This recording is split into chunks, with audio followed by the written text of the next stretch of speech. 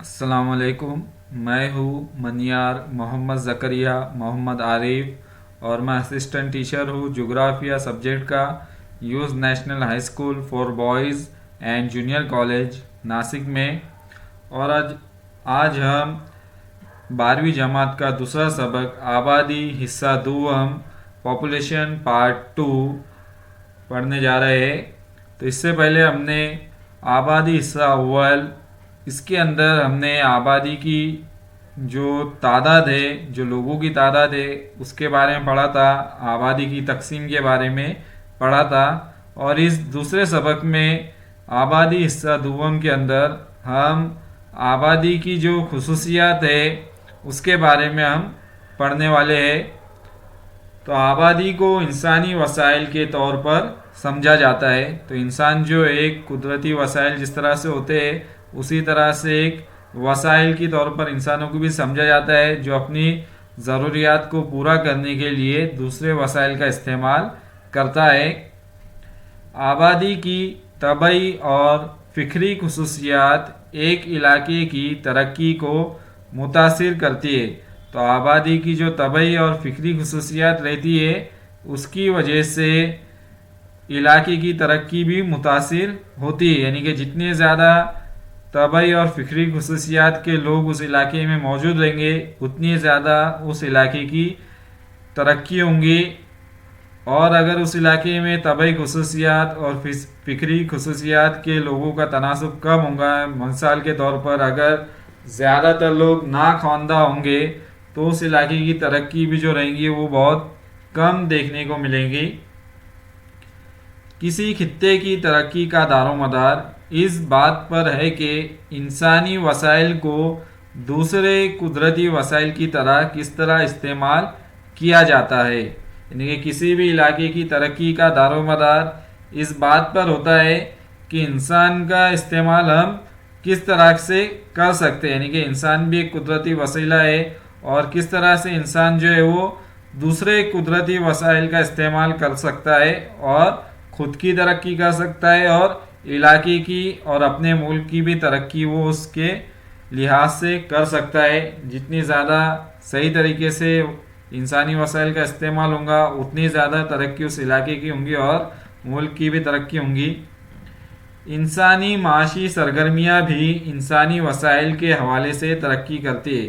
तो इंसान की जो माशी सरगर्मियाँ हैं, इब्तदाई सरगर्मी, सलासी सरगर्मी, सानवी सरगर्मी, जो भी सरगर्मियाँ हैं वो भी इस लिहाज से तरक्की करते हैं। अगर लोग ज़्यादा ख्वानदा रहेंगे, ज़्यादा पढ़े लिखे रहेंगे लोग, तो वो ज़्यादातर सानवी और सलासी सरगर्मी से ताल्लुक़ रखेंगे। और अगर लोग ज़्यादातर ना ख्वानदा है तो वो जो इब्तदाई सरगर्मी से ज़्यादातर लोग जुड़े हुए रहेंगे। तो इब्तदाई सरगर्मी से ज़्यादा जुड़े हुए होने की वजह से उनकी जो तरक्की का रफ्तार रहेंगी वो कम रहेंगी सानवी और सलासी सरगर्मियों से जुड़े हुए लोगों के मुकाबले में।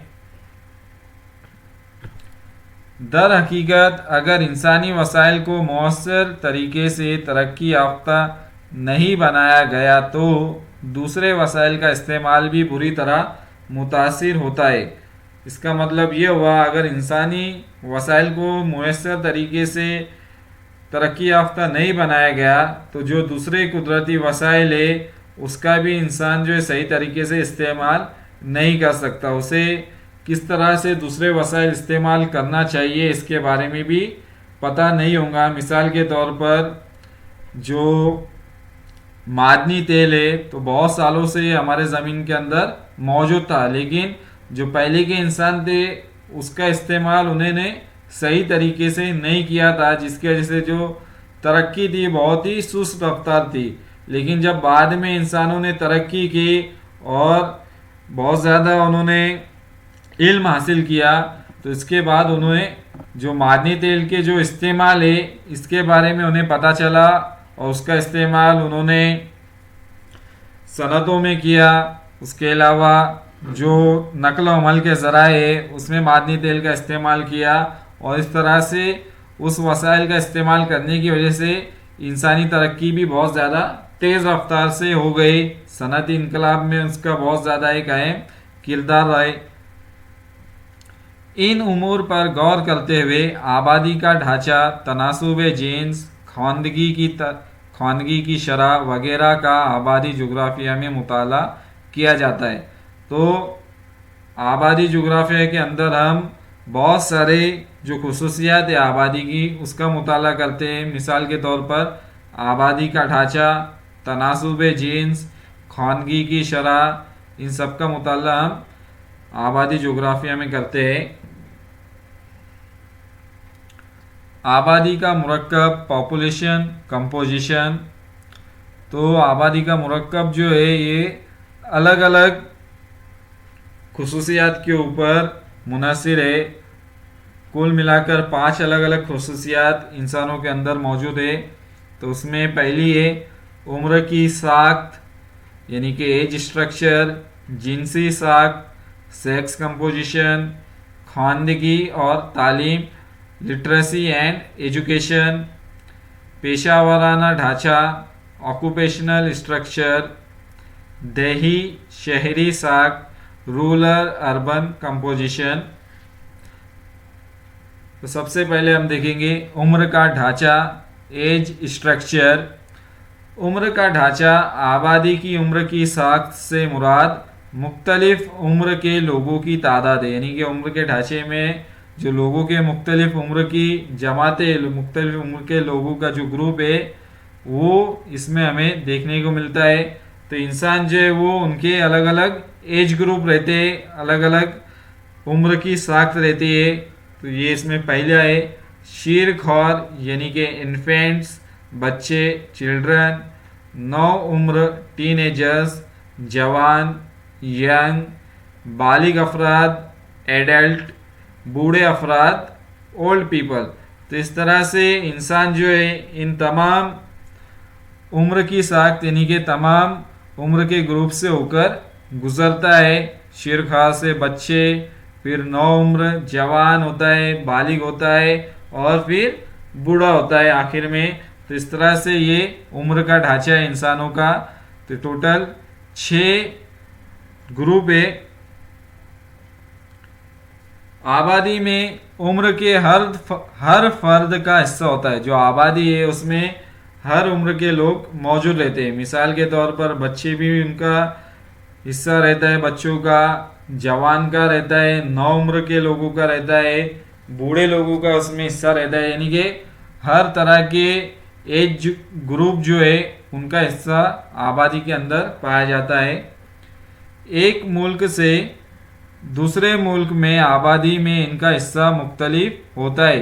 यानी कि हर मुल्क में जो उम्र की साख्त है वो मुख्तलिफ होती है। किसी मुल्क में बच्चों की तादाद ज़्यादा रहती है तो किसी के अंदर जो जवान आबादी रहती है उनका तनासुब ज़्यादा रहता है, और किसी मुल्क के अंदर जो बूढ़ी आबादी है उनका तनासुब ज़्यादा होता है। तो इस तरह से हर मुल्क के अंदर जो आबादी है या आबादी के ग्रुप है लोगों के उम्र के लिहाज से वो अलग पाए जाते हैं।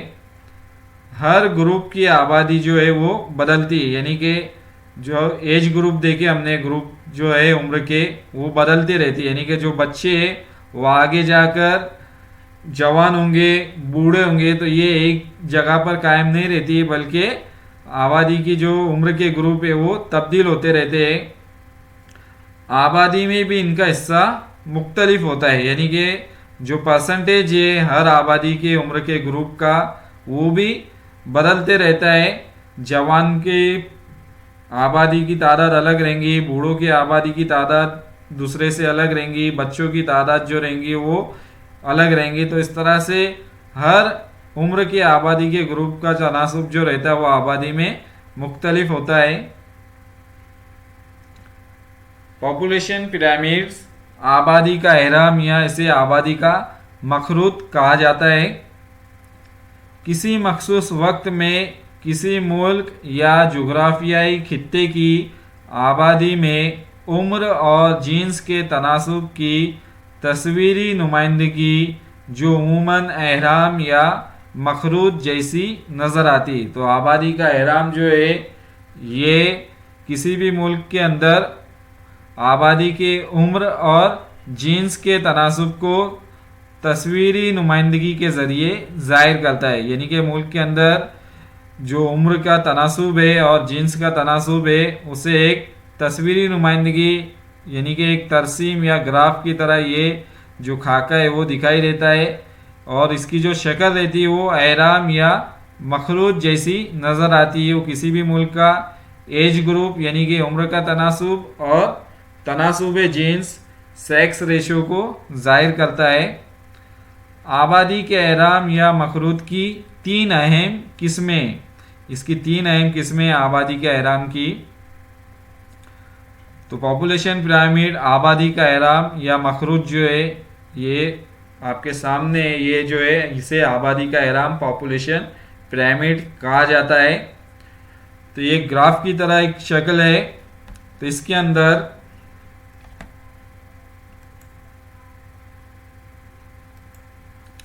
इस ग्राफ के मरकज में वाक़ वाई महवर जो है उम्र के ग्रुपों को जाहिर करता है। तो जो वाई महवर है बिल्कुल यहाँ पर मौजूद है वाई महवर। तो ये वाई महवर जो है ये मुख्तलिफ उम्र के ग्रुपों को जाहिर करता है। 0 से 5 जो है ये 0 से लेके 5 साल की उम्र के बच्चों को जाहिर कर रहा है। यहाँ से 5 साल से लेकर 10 साल की उम्र के बच्चों को जाहिर कर रहा है। उसी तरह से ऊपरी हिस्से में 95 साल से 100 साल की उम्र के लोग और उसके अलावा 100 से ज़्यादा उम्र के लोगों को यहाँ पर जाहिर कर रहा है। तो वाई महवर जो है मुख्तलिफ ग्रुपों को जाहिर कर रहा है, उम्र के लोगों को जाहिर कर रहा है।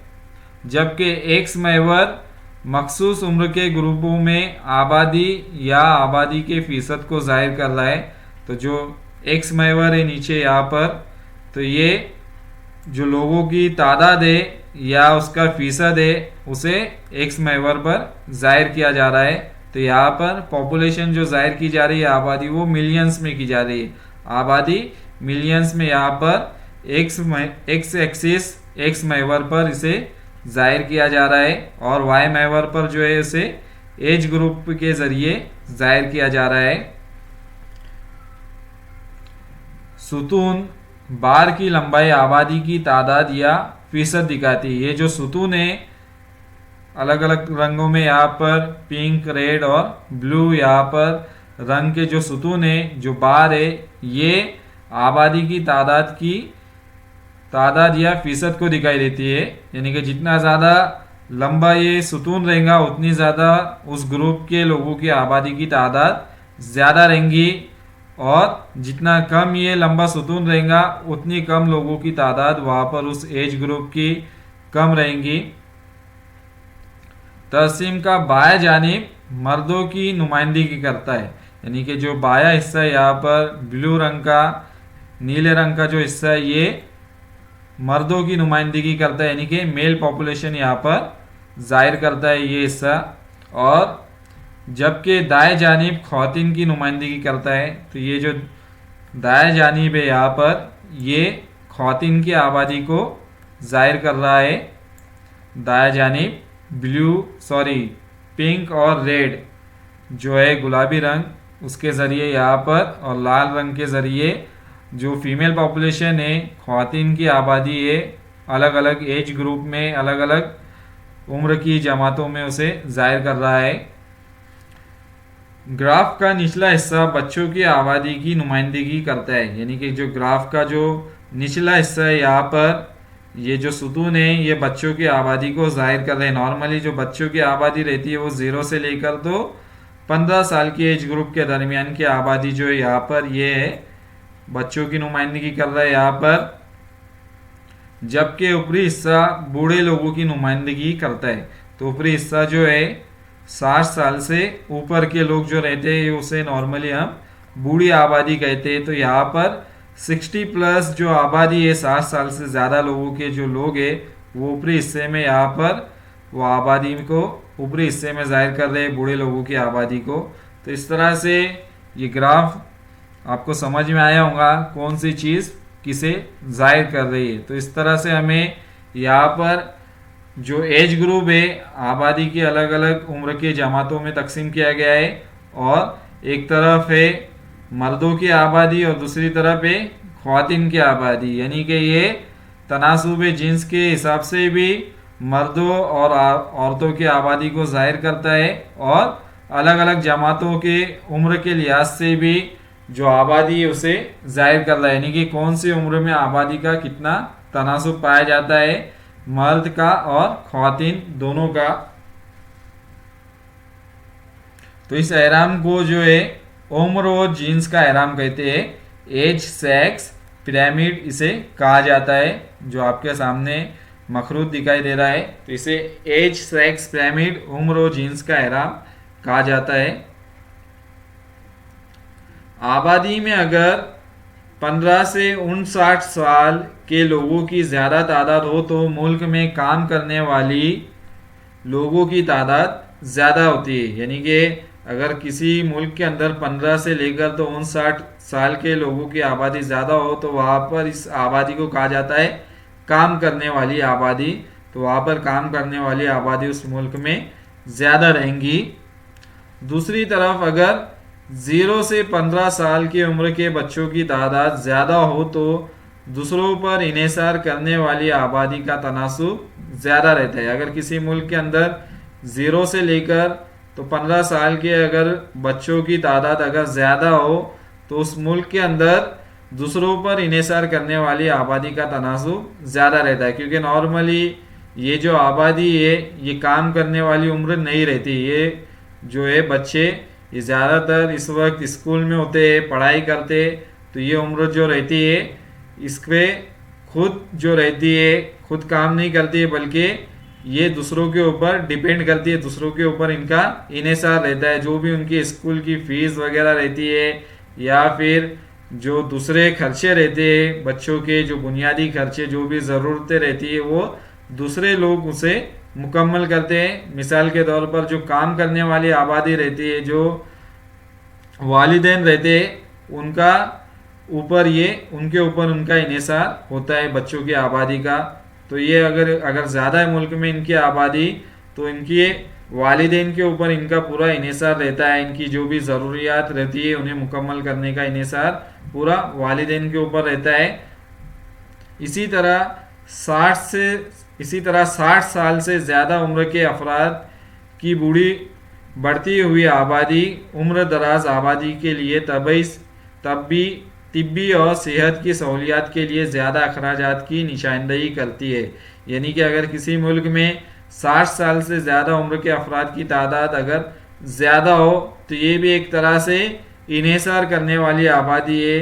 तो इस तरह की ये भी जो उम्र है ये काम करने वाली आबादी नहीं कहलाती है। ये रिटायरमेंट हो जाते हैं इनके ज़्यादातर लोग, 60 साल से ज़्यादा के लोग, तो इनके ज़्यादातर अखराजात जो रहते हैं वो सेहत के ऊपर रहते हैं और जो तिब्बी अखराजात इनके ज़्यादा रहते हैं मुल्क के अंदर।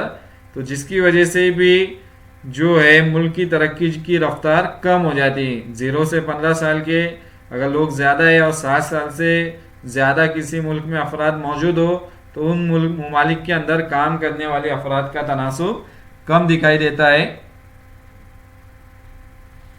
आबादी के एहराम मखरूत की 3 अहम किस्में।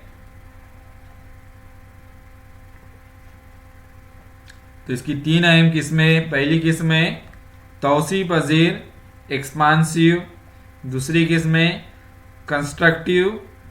कॉन्स्ट्रिक्टिव और मैं माफ़ी चाहूँगा इसका जो उर्दू लफ्ज़ है वो मुझे मिला नहीं अभी तक। अगर किसी को इसका उर्दू में ट्रांसलेट पता हो इस लफ्ज़ का कॉन्स्ट्रिक्टिव तो कमेंट बॉक्स में उस लफ्ज़ का मतलब लिख सकता है, ट्रांसलेट वर्ड अल्फाज कॉन्स्ट्रिक्टिव का। और तीसरा है मुस्तहकम स्टेशनरी।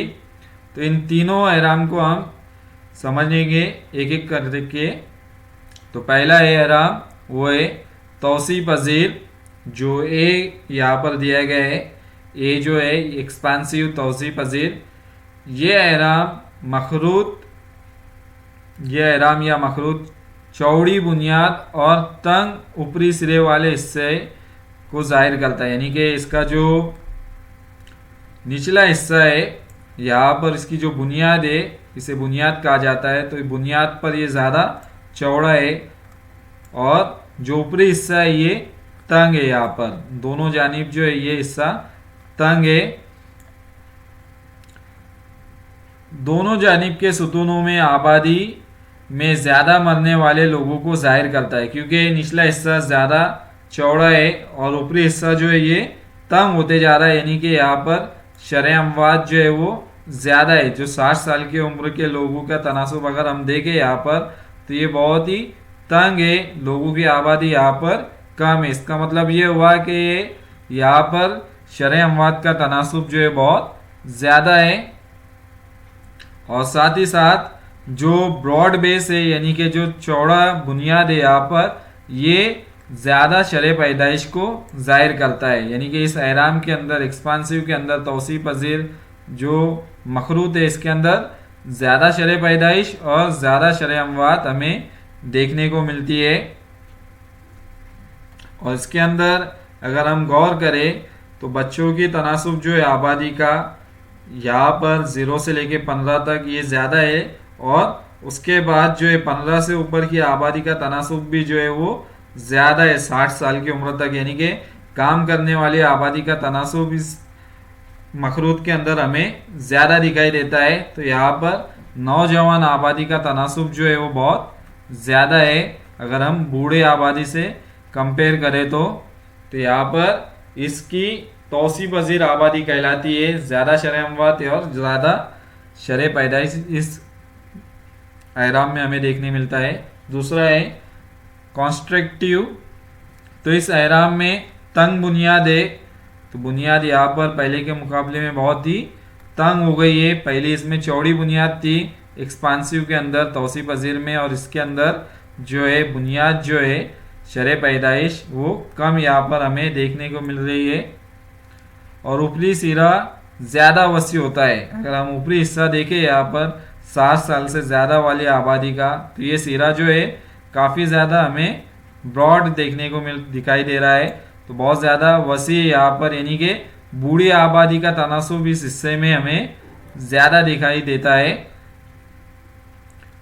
तो इसमें बूढ़ी आबादी ज़्यादा है और इससे आबादी में कम नौजवान अफराद की फ़ीसद की निशानदेही होती है। तो जो नौजवान आबादी यहाँ पर 15 साल से ऊपर से लेके तो 60 साल तक, तो यहाँ पर अगर देखेंगे हम तो ये बहुत ही तंग हो गया है। तो यहाँ पर कम नौजवान आबादी की यहाँ पर ये निशानदेही करता है, कम नौजवान आबादी है।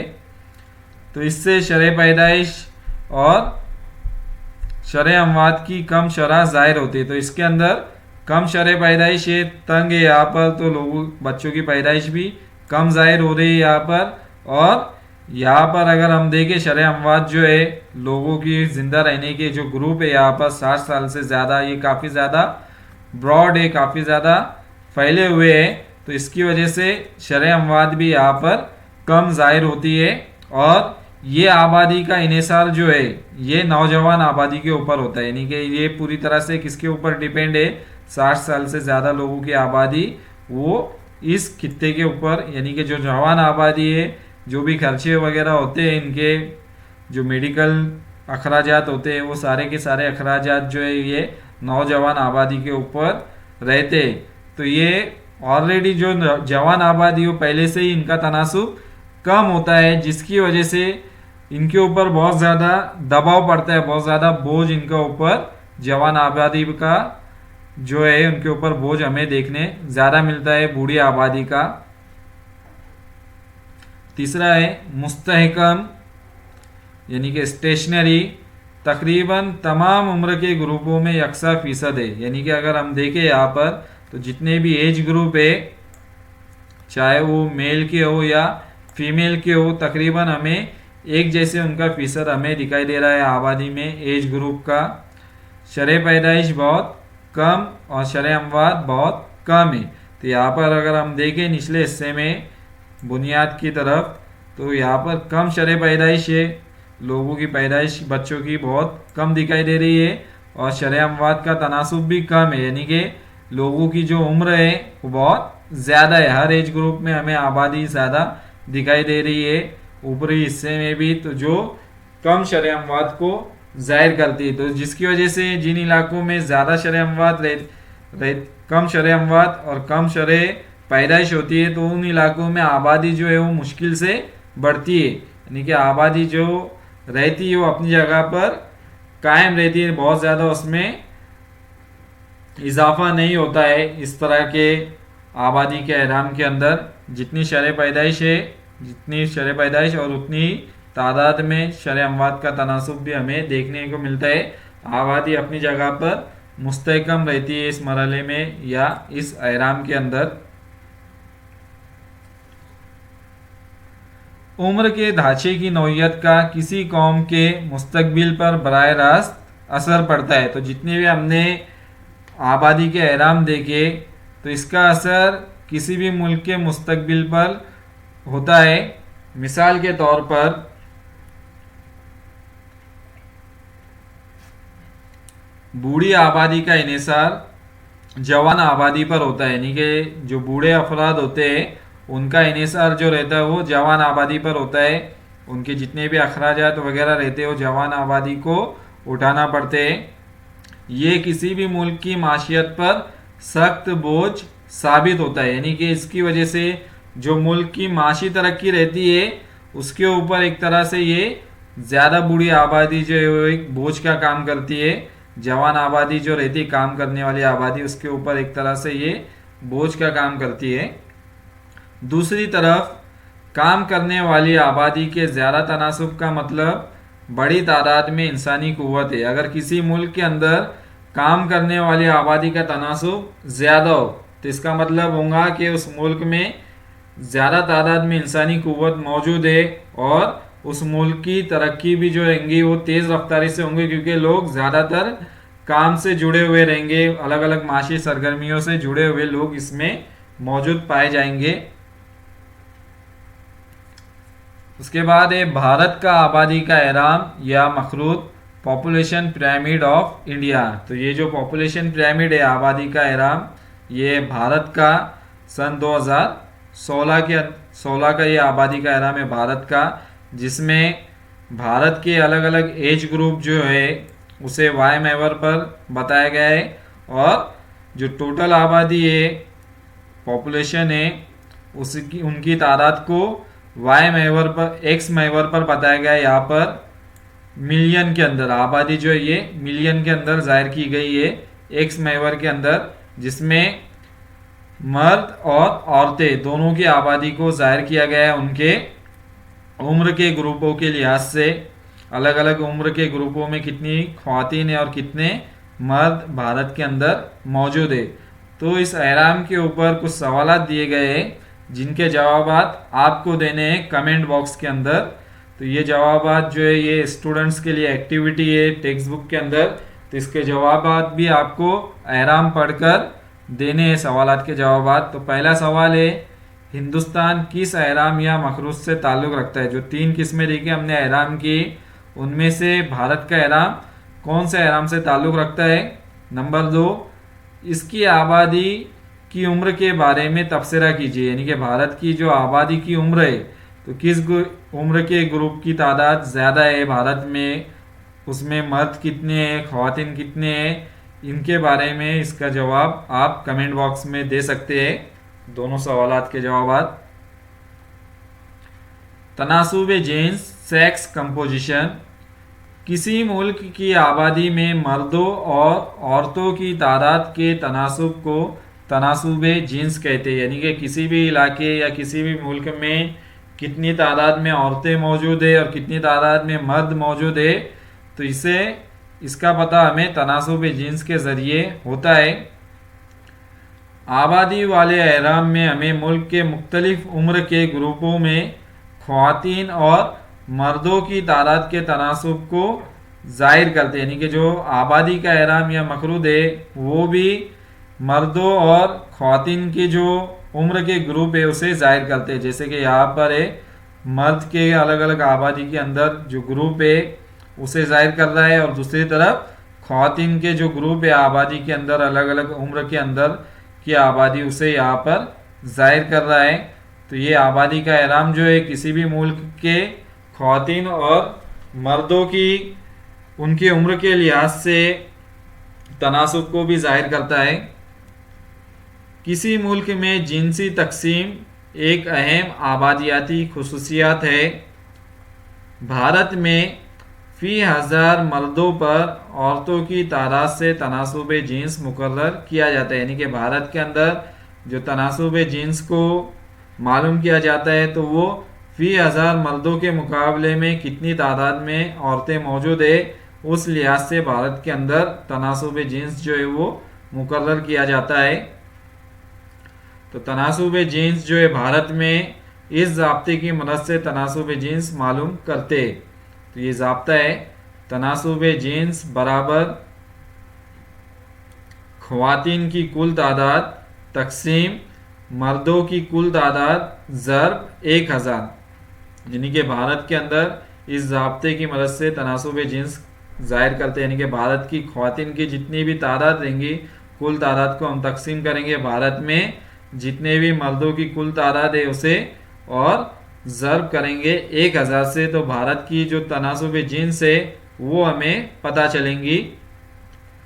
तनासुब जिन्स मुल्क में ख़वातीन की हैसियत और मेयार के बारे में अहम मालूमात फराहम करता है। यानी कि तनासुब जिन्स के अंदर के ज़रिए मुमालिक के अंदर ख़वातीन की क्या हैसियत और उनका मेयार क्या है, यानी कि ख़वातीन के वहाँ पर क्या हालात है, किस हालात में वो रहते हैं किसी मुल्क के अंदर, वो हमें तनासुब जिन्स के अंदर ज़रिए पता चलता है। मिसाल के तौर पर अगर किसी मुल्क में ख़वातीन की ज़िंदगी बेहतर है, बेहतर तरीके से उनके हालात मौजूद है तो उनका तनासुब जिन्स ज़्यादा रहेगा। लेकिन अगर किसी मुल्क के अंदर ख़वातीन को बराबर का दर्जा ना दिया जाता हो, उन पर जुल्म किया जाता हो, तो ऐसे इलाकों में जो रहता है तनासुब जिन्स ख़वातीन का वो कम दिखाई देता है।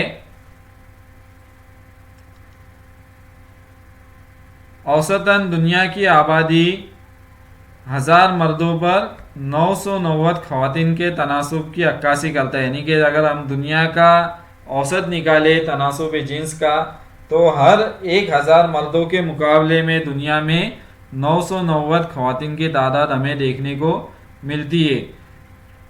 दुनिया में सबसे ज़्यादा जिनसी तनासुब लिथुआनिया, एस्टोनिया, रूस और यूक्रेन जैसे ममालिक में दिखाई देता है। यानी कि जो यूरोपियन ममालिक है, यूरोपीय ममालिक में सबसे ज़्यादा तनासुब जिन्स देखने को मिलता है। ये सब यूरोपीय ममालिक है जिनमें औरतों की तादाद ज़्यादा है, जहाँ पर 1000 मर्दों में 1162 ख़वातीन, यानी कि 1000 अगर मर्द है उस मुल्क में या उस इलाके में तो उनके मुकाबले में वहाँ पर 1162 ख़वातीन मौजूद रहती है। यानी कि ख़वातीन का तनासुब वहाँ पर ज़्यादा है, तनासुब जिन्स ज़्यादा है।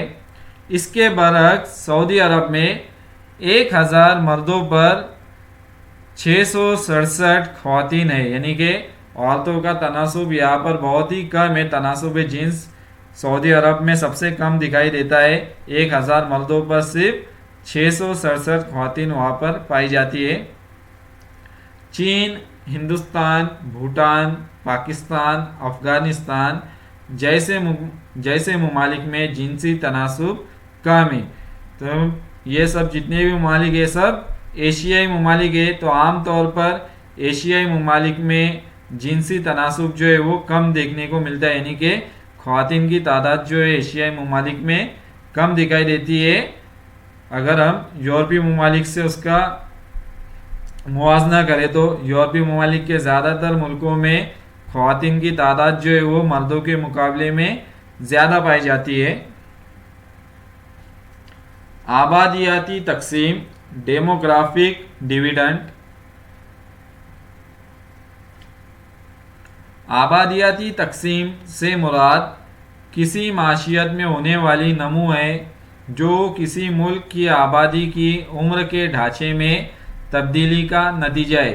यानी कि आबादियाती तकसीम की वजह से जो मुल्क की माशी तरक्की होती है उसमें भी तब्दीली आती है। अगर आबादी में तब्दीली आएंगी तो उसका सीधा असर जो रहता है उस मुल्क की माशियत पर होता है। तो किसी मुल्क की आबादी की उम्र के ढांचे में तब्दीली का नतीजा जो रहता है उस मुल्क की माशी तरक्की पर भी पड़ता है। ये तब्दीली पैदाइश की शरह और अमवात की शरह में कमी की वजह से सामने आई है। तो बहुत सारे ममालिक में जो शरह पैदाइश और शरह अमवात में तब्दीली जो है कमी आई है, जिसकी वजह से उन ममालिक की जो माशी तरक्की है उसके ऊपर उसका असर पड़ा है। आबादियाती तकसीम जो है तो वो आबादी जो है ज़्यादातर 3 अलग अलग हिस्सों में तकसीम की गई है। जैसे कि इन्हिसार करने वाली आबादी, यानी कि ये दूसरों पर मुनहसिर होती है, दूसरों पर इन्हिसार करती है।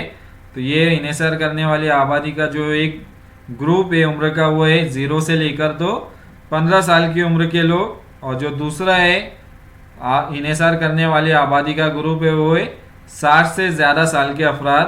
तो ये जो दोनों भी ये ग्रुप है इन्हिसार करने वाली आबादी के ग्रुप है, ये इन पर मुनहसिर होती है काम करने वाली आबादी के ऊपर।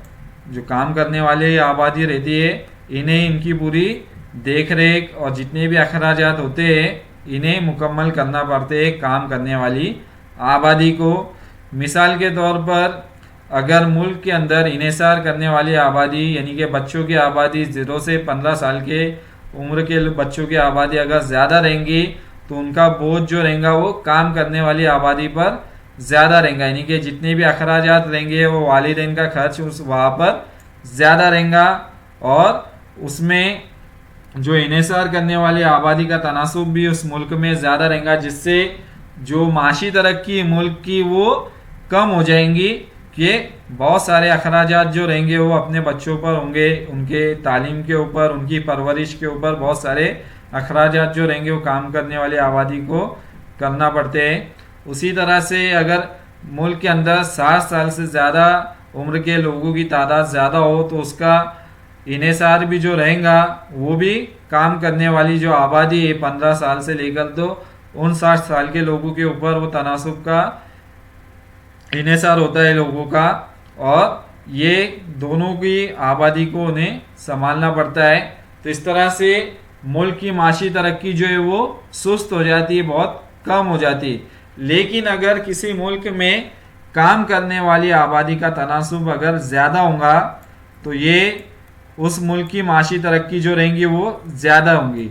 अगर काम करने वाली आबादी 15 से लेके 59 साल के लोगों की आबादी किसी मुल्क में ज़्यादा रहेंगी तो इसका मतलब ये रहेगा कि उस मुल्क में काम करने वाले लोगों की तादाद ज़्यादा है। और जब काम ज़्यादा करेंगे लोग तो उस इलाके की माशी तरक्की होंगी, लोगों की तरक्की होंगी, और उसकी वजह से मुल्क की भी माशी तरक्की जो रहेंगी वो तेज़ रफ्तारी से होंगी। इसके नतीजे में वक्त के साथ साथ फीकस आमदनी में भी इजाफा होगा, यानी कि अगर काम करने वाली आबादी ज़्यादा है मुल्क में तो लोगों की फीकस आमदनी में भी इजाफा होता है। ये माशी फ़ायदे की शक्ल में है, जिससे माशियत में हर एक को फ़ायदा होता है। अगर यहाँ पर काम करने वाली आबादी ज़्यादा है और जो इन्हिसार करने वाली आबादी वो कम है तो इसका फ़ायदा सभी को होगा। अगर काम करने वाली आबादी ज़्यादा है और उन पर मुनहसिर आबादी कम है तो ये आसानी से इनका बोझ भी जो है वो उठा सकते हैं। इनका फ़ायदा इन्हें भी मिलेगा 60 साल से ज़्यादा उम्र के लोगों को, और जो बच्चे हैं कम उम्र के लोगों की तादाद उन्हें भी इसका फ़ायदा मिलेगा, क्योंकि ये आसानी से इनका बोझ भी और इनकी जिम्मेदारियां भी जो है वो आसानी से मुकम्मल कर सकते हैं। तो इससे सभी को फ़ायदा हासिल होता है। ये फ़वाइद जो है खुद ब खुद हासिल नहीं होते, तो जो भी फ़वाइद मिलेंगे ज़्यादातर जवान आबादी के होने की वजह से काम करने वाली आबादी की, ये खुद ब खुद हासिल नहीं होंगे। इसमें जो हुकूमत है इसका भी एक अहम किरदार होता है यहाँ पर कि ये जितने भी तरक्की के उमूर हो, जो काम हो, उसका फ़ायदा आबादी के हर अफराद को हासिल हो। तो इसके लिए हुकूमत जो है मुख्तलिफ शोबों में अलग अलग तरह की पॉलिसियाँ जो है नाफिज करती है, जैसे कि तालीम, सेहत, तहकीक यानी रिसर्च वगैरह पर वो ज़्यादा पॉलिसियाँ नाफिज करती है, जिसकी वजह से उसमें उस मुल्क में रहने वाले लोगों की तरक्की होती है। अगर तालीम अच्छे से हासिल करेंगे और सेहत अच्छी रहेंगी तो लोगों की जो एम्प्लॉयमेंट जॉब वगैरह भी बाद में उन्हें आसानी से मिलेंगे। इसका इन्हिसार स्कूल की तालीम, मुलाजमत, टैक्स मराहत पर माशी पॉलिसियाँ, सेहत के प्रोग्राम, पेंशन और रिटायरमेंट की पॉलिसियों पर है। यानी कि जितनी ज़्यादा पॉलिसियाँ स्कूल और तालीम के ऊपर बनाई जाएंगी, लोगों को मुलाजमत फराहम की जाएंगी, टैक्स में मराहत यानी कि थोड़ी बहुत छूट दी जाएंगी, सेहत के प्रोग्राम बनाए जाएंगे, लोगों को ज़्यादातर सेहतमंद रखने के लिए अलग अलग सेहत के प्रोग्राम को बनाया जाएगा, पेंशन फराहम की जाएंगी और रिटायरमेंट की पॉलिसियाँ बनाई जाएंगी। तो उस मुल्क में हर किसी को फ़ायदा मिलेगा, हर लोगों की तरक्की होंगी और मुल्क की भी तरक्की ज़्यादा होंगी। किसी मुल्क में आबादियाती तकसीम मंदरजा झेल तरीके से नज़र आती है। तो यहाँ पर नंबर 1 है, ज़ाती बचत बढ़ सकती है। अगर मुल्क के अंदर काम करने वाली आबादी ज़्यादा है, बच्चे कम है और बूढ़ों का तनासुब भी कम है, तो उन पर खर्च भी कम होगा, जिससे जो काम करने वाली आबादी की जो ज़ाती बचत है, जो सेविंग है, वो बढ़ेंगी और जिसकी वजह से माशियत की हौसला अफजाई के लिए इस्तेमाल हो सकती है, जिसकी वजह से मुल्क की माशी हौसला अफजाई भी होंगी और तरक्की होंगी।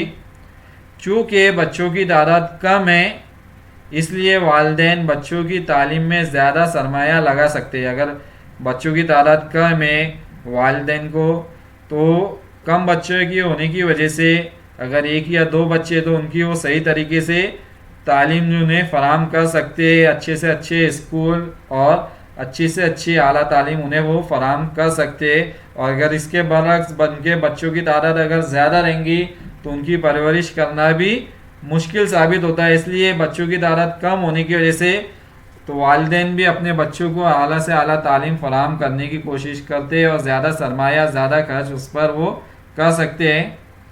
नंबर 3, जितनी ज़्यादा ख़वातीन काम करती है माशी तौर पर मजबूत होती है। अगर किसी मुल्क में ज़्यादा तादाद में ख़वातीन अगर काम करती हो तो उस मुल्क में वो माशी तौर पर मजबूत होती है, यानी कि वो किसी पर इन्हिसार नहीं करती है और मुल्क की माशी तरक्की में भी अपना अहम किरदार अदा करती है। जितनी ज़्यादा ख़वातीन मुल्क की काम करेंगी उतनी तादाद में मुल्क की माशी तरक्की में भी अपना किरदार वो अदा करती है। फ़ीकस जीडीपी में इजाफा होता है क्योंकि इन्हिसार करने वाली आबादी का तनासुब कम है। जो फ़ीकस जीडीपी है, ग्रोस डोमेस्टिक प्रोडक्ट जो है, उसमें भी इजाफा होता है क्योंकि जवान आबादी यानी कि काम करने वाली आबादी पर इन्हिसार करने वाली आबादी का तनासुब कम होता है। उसके बाद जो हमारी किताब टेक्स्ट बुक है उसमें एक टेबल दिया गया है, टेबल 2.2, जिसके एक कॉलम में कंट्री ममालिक है और दूसरे कॉलम में रिटायरमेंट एज है, यानी कि रिटायरमेंट होने की जो उम्र है उस मुल्क के अंदर वो दी गई है। तो बहुत सारे ममालिक जो है अभी अपने आबादी के जो लोग हैं उनकी जो रिटायरमेंट की एज है, जो रिटायरमेंट की उम्र है, उसे बढ़ाने की कोशिश कर रहे हैं या इस बारे में वो सोच रहे हैं। ये क्यों हो रहा है? क्योंकि बहुत सारे ममालिक में जो है जो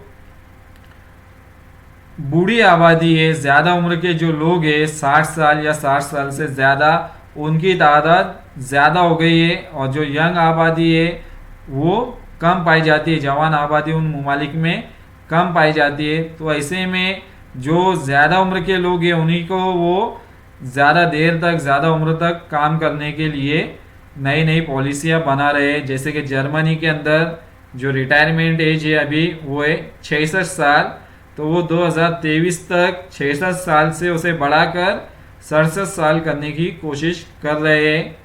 उसी तरह से यूएसए के अंदर जो रिटायरमेंट एज जो है वो बढ़ाकर वो भी 67 ईयर यानी कि 67 साल करने की कोशिश कर रहे हैं। जो 1960 के बाद पैदा हुए थे, जो लोग 1960 के बाद पैदा हुए उनकी उम्र रिटायरमेंट की बढ़ाकर वो 67 ईयर करने की कोशिश कर रहे हैं।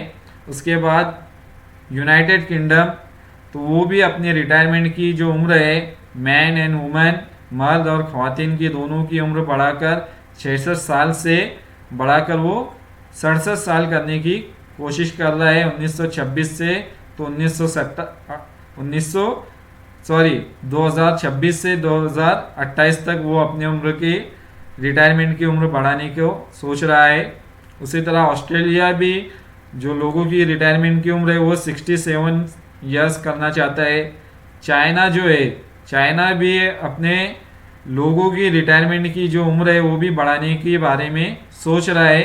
वो भी 65 ईयर्स 65 साल की उम्र में लोगों को रिटायरमेंट करने के बारे में सोच रहा है। जो भी 60 या 62 साल वहाँ पर चाइना में रिटायरमेंट की उम्र है उसे बढ़ाकर वो 65 साल करना चाहता है। 2045 आते आते 2045 तक वो अपने लोगों की उम्र रिटायरमेंट की बढ़ाकर वो 65 साल करना चाहता है।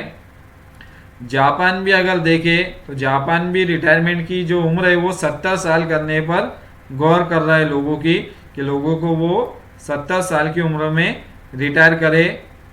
उसी तरह इंडिया जो है, इंडिया में जो अभी रिटायरमेंट की उम्र है वो 55 साल से लेके तो 60 साल है। अलग अलग जो सेक्टर है गवर्नमेंट के या प्राइवेट कंपनी के, वो वहाँ पर 55 साल से लेके तो 60 साल की उम्र के दरमियान रिटायरमेंट किया जाता है। लेकिन उसे बढ़ाकर भी इंडिया जो है वो 65 साल करने के बारे में गौर कर रहा है, उनके सर्विस के लिहाज से और उनके फिटनेस लेवल के हिसाब से। तो ये क्यों हो रहा है? वो हो रहा है रिटायरमेंट की उम्र में इजाफे पर गौर किया जा रहा है या उस पर गौर किया जा रहा है। ये इसलिए हो रहा है क्योंकि उम्र बढ़ने वाली आबादी को पेंशन फंड, रिटायरमेंट फंड की फराहमी और तिब्बी सहूलियात की फराहमी का बढ़ता हुआ बोझ है। यानी कि जितनी ज़्यादा बढ़ती हुई आबादी है तो लोग ज़्यादा तादाद में रिटायरमेंट हो रहे हैं, तो रिटायरमेंट होने के बाद उन्हें पेंशन फंड देना पड़ता गवर्नमेंट को। उसके अलावा जो रिटायरमेंट फंड रहता है वो भी देना पड़ता है, तो जिसकी वजह से गवर्नमेंट के अखराजात में इजाफा हो रहा है और बहुत ज़्यादा उन पर माशी बोझ पड़ता है। तो इस वजह से वो लोग जो है कम उम्र में रिटायर होते थे 60 साल में, तो उनसे वो ज़्यादा काम लेने की कोशिश कर रहे हैं।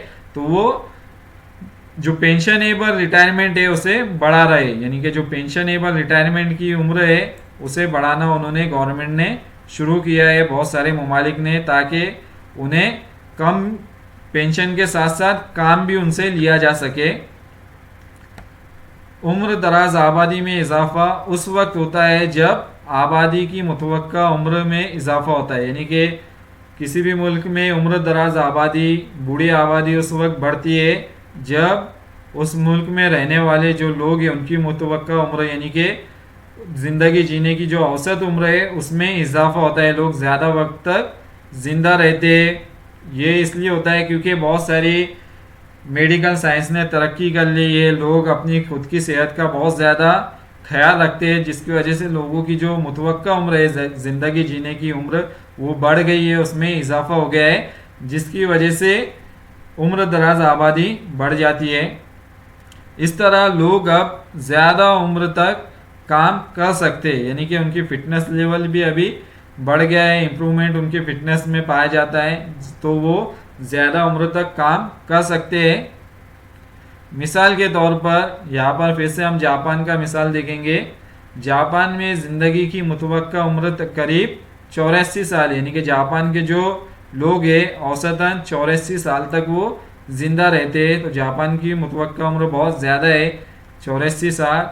लिहाजा अब वो रिटायरमेंट की उम्र को बढ़ाकर 70 साल करने पर गौर कर रहा है, यानी कि वो अभी लोगों की जो रिटायरमेंट की उम्र है वो 70 साल करने का सोच रहा है, जो अब इस वक्त 60 साल है। यानी कि जापान में अभी रिटायरमेंट की जो उम्र है वो 60 साल है, तो उसे वो बढ़ाकर वो रिटायरमेंट की उम्र अभी 70 साल करने का सोच रहा है, क्योंकि वहाँ पर जवान आबादी जो जापान की वो कम हो गई। तो वर्किंग पॉपुलेशन, काम करने वाली आबादी का तनासुब कम हो गया जापान में, तो इसलिए जो बूढ़ी आबादी है उन्हें ही वो काम करने की उम्र बढ़ाना चाहता है।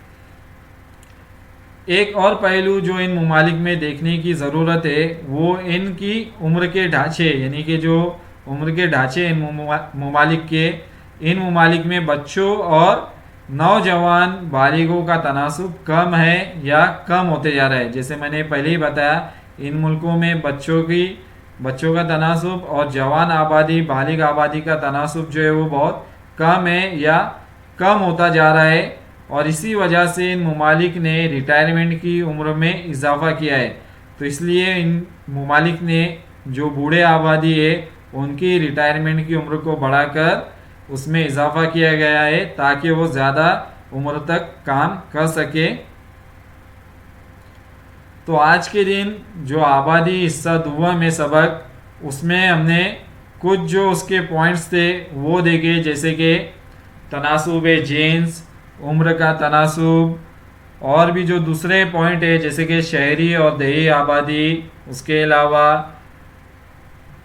तालीम का तनासुब, खानगी का तनासुब।